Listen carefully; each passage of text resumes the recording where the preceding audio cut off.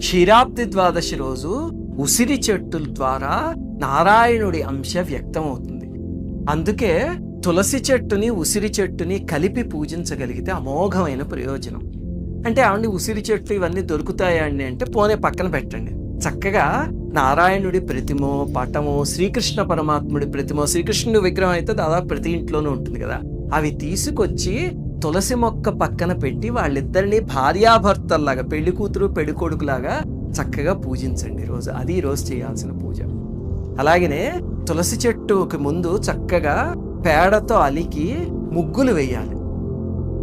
పద్మము, శంఖము, చక్రము ఆ 3 వేయాలన్నమాట. అంటే ఆవిడ ఇప్పుడు ఈ కాలంలో పేడ అవన్నీ ఎక్కడి నుంచి దొరుకుతాయంటే పోనీ వదిలేయండి, కనీసం ఈ 3 ముగ్గులు వేయండి చక్కగా తులసి మొక్కకు ముందు. తరువాత వాళ్ళిద్దరికీ కలిపి షోడశోపచార పూజ చెయ్యాలి.